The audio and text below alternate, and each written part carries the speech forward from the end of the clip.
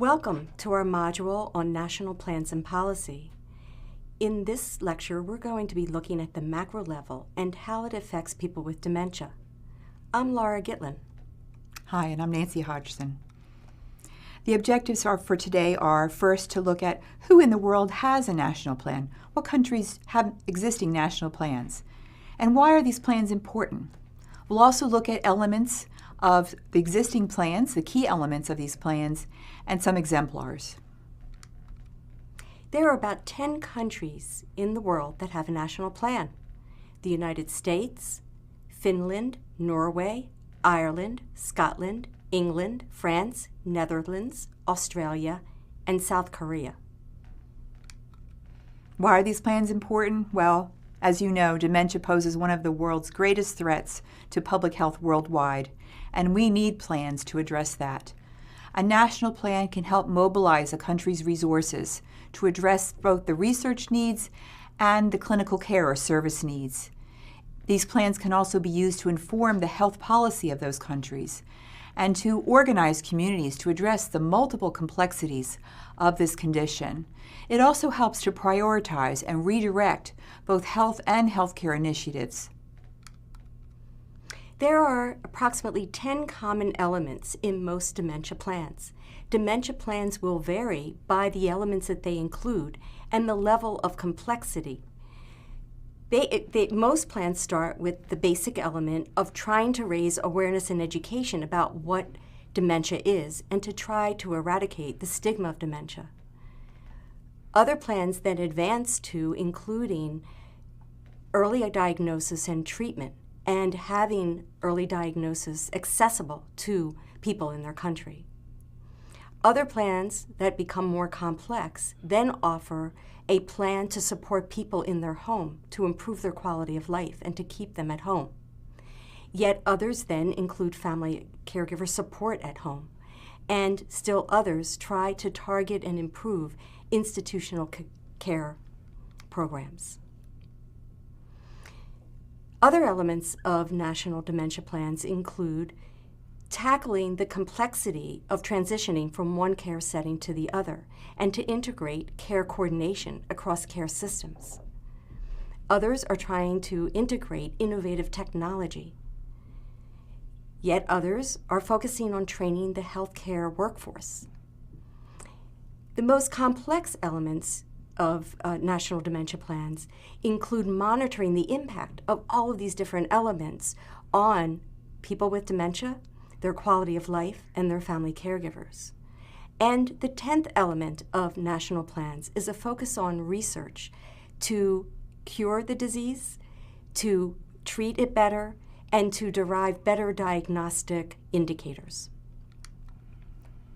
Let's look at an example of two national plans that are focused primarily on the early elements of those 10 key features: Australia and the Republic of South Korea.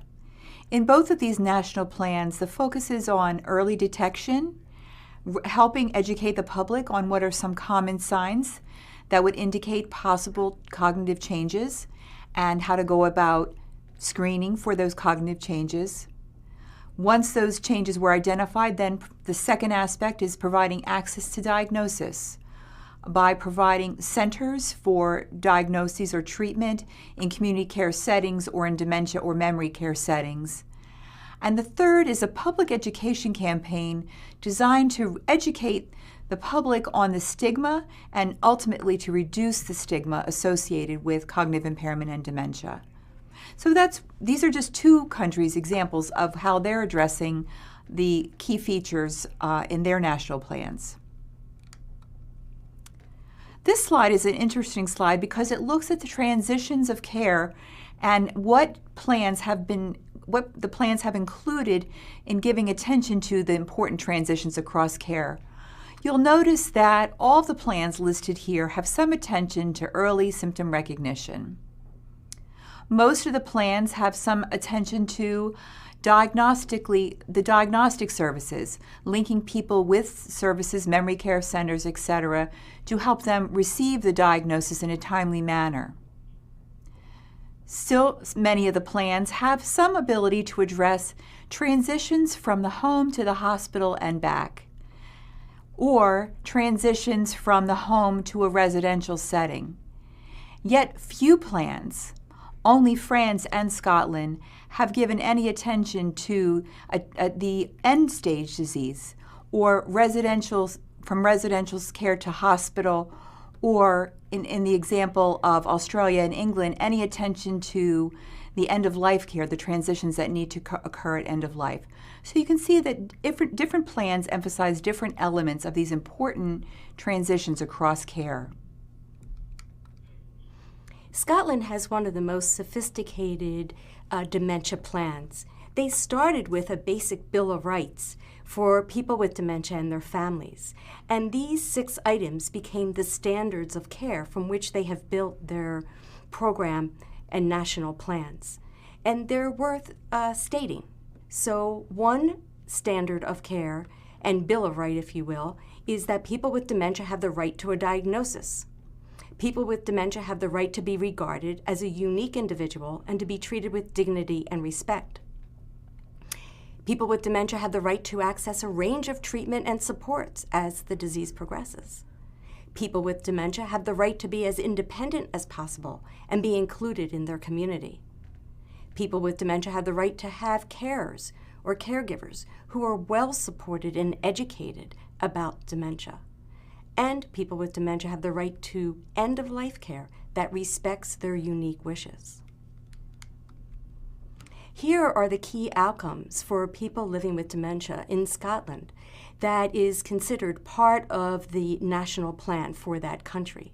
So Scotland is concerned about having people with dementia have timely and accurate diagnoses, promoting dementia-friendly communities, better post-diagnostic support, involvement of persons with dementia and families in every aspect of their care, to assure that their respect is provided at every level in business, banking, communities, and healthcare, that people with dementia are treated with dignity and respect, and that more people with dementia are living with good quality of life at home care for longer. So these are the key outcomes that Scotland is looking to achieve from their dementia plan. Here is another example from the United States. In 2011, President Obama signed a historic act and put through the National Alzheimer's Project Act that identified goals for the United States. In contrast to Scotland, however, the United States focuses its plan on preventing and effectively treating Alzheimer's disease with the goal of doing so by 2025. Other goals do include enhancing care quality and efficiency and expanding supports for people with dementia and their families, as well as enhancing public awareness and engagement, and improving data in order to track progress towards each of these goals. The UK is another example where the emphasis on both clinical care but also on improving the resources available to researchers to enhance the research community. So another example of a plan with a slightly different level of emphasis. Regardless of the progress that's being made in developing national Alzheimer plans, in 2013, the World Alzheimer's Report indicated, quote, caregiver multi-component interventions that comprise education, training, support, and respite maintain caregiver mood and morale and reduce caregiver strain.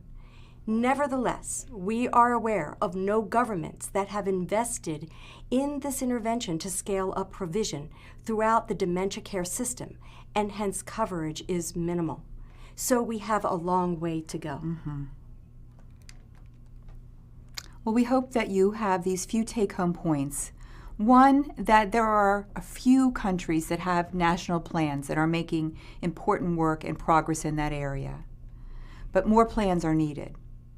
These plans are important because they help shape national policy, healthcare services, and resource development. These plans need to consider person-centered approaches for people living with dementia, but also their caregivers, and include things like public awareness, community centers, support group, integrated pathways for the transitions across care, and care coordination. Thank you for your time. Thank you.